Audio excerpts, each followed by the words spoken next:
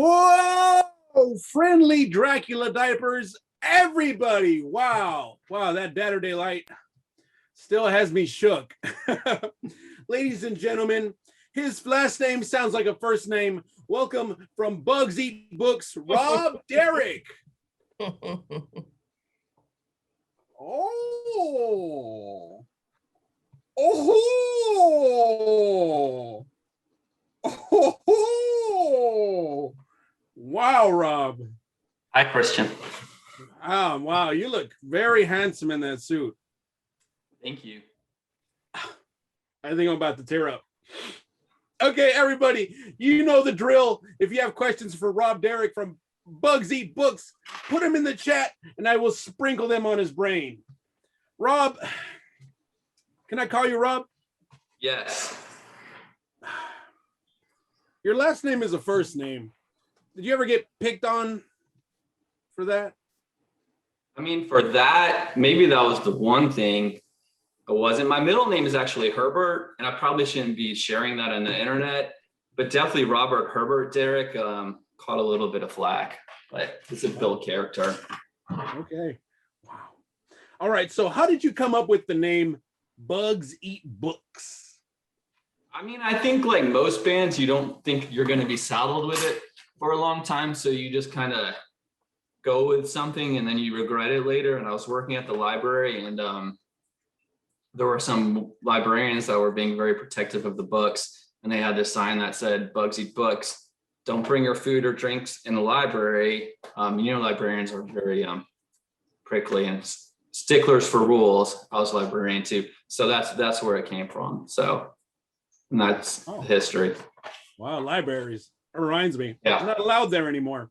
All right, we got a question from That's Crystal, a story. Crystal with an I. Oh, get a banana. Oh, dang, you prepared. She wants to know, what is your favorite childhood memory?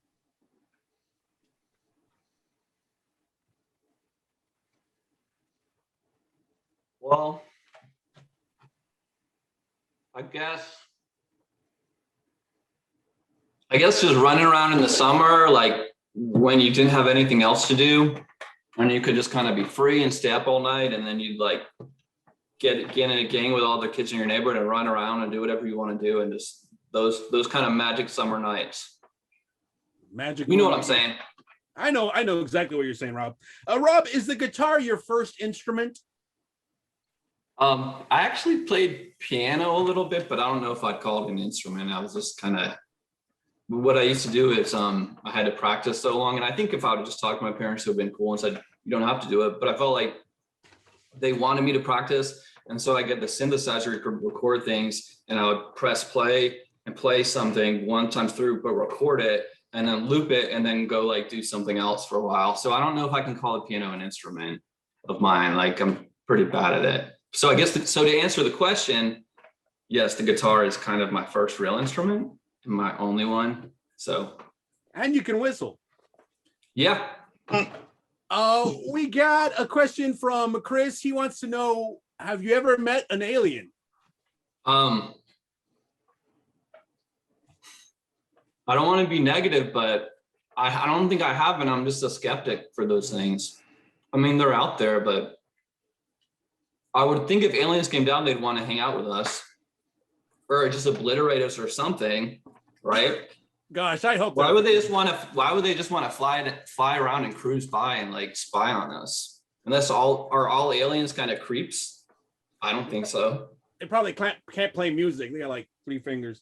Rob, what is the easiest? Well, wait. What about the Star Wars like cantina scene where there's the alien band jamming? Oh, you got me there. Yeah, you got me there. Sorry to correct you. What is the easiest way to catch a possum? You try to catch an armadillo, and they're too crafty. So you put a trap out just somewhere and you don't put bait or anything. You put some leaves in there to cover the bottom and then you end up with a possum. And then you have to just like set them free and they hiss at you a lot. So having caught possums twice accidentally. And just to clarify, I was just going to relocate the armadillo. Still sounds kind of terrible, but I was spending a lot of time gardening. It was tearing up my garden. You got to protect your gardens. Yeah. All right. So speaking of gardening and house stuff, what are some of your house chores that you're just not fond of? Oh man. I hate to say this, but now it's just like I haven't been feeling the cooking recently. I used to like to cook, but I think quarantine's kind of taken it out of me. I like to eat though, so I mean that's kind of I'm good with that chore. Oh yeah, I hear you. Sometimes I get home and I'm like, I'm gonna call that pizza guy. You know what I mean? Yeah. All right. So you named your dog after an instrument? No. So our dog, if you saw him, he's very clearly like a Western type rodeo dog, like the rodeo clown. And so we were trying to think of Western names, and like we had Sneaky Pete, like someone the rustler, a wrestler, like cattle rustler. And we couldn't decide. And then when we were leaving the rescue, we drove by this road, and it was actually Banjo Road. I'm in Georgia. And we were like Banjo, and it was perfect. Although my wife Shannon thinks he should have been named Styles, so which is a good name too, but I don't think it really fits him. Yeah, I like Banjo. Thank you. Rob Phoenix wants to know: did Han Solo shoot first? Oh man, I think so, right? Isn't that what happened? And then they edited it out because they already were like trying to make it like more nice, like make him out to be more of a good guy. But yeah, I think so. I wasn't there. So, Rob, what were some of your favorite bands growing up? Listened to a lot of Beatles when I was young, and then I guess college more stuff like Pavement and Superchunk, and yeah, so a lot of like white college rock, I guess. Cool. I've never heard of Superchunk. Yeah, they're okay. Rob, what is your favorite part about being a parent?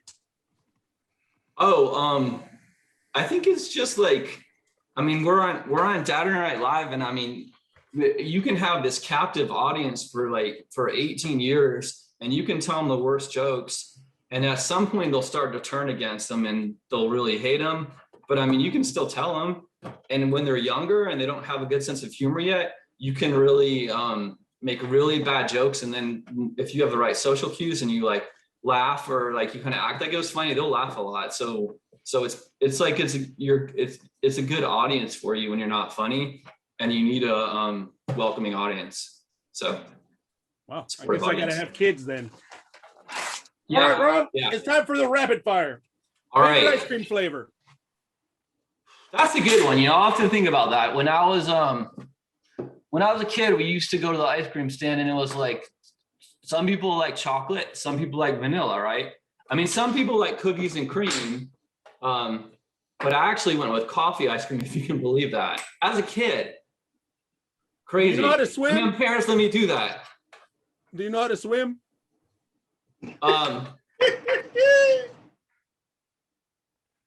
Oh yes. Favorite TV show growing up?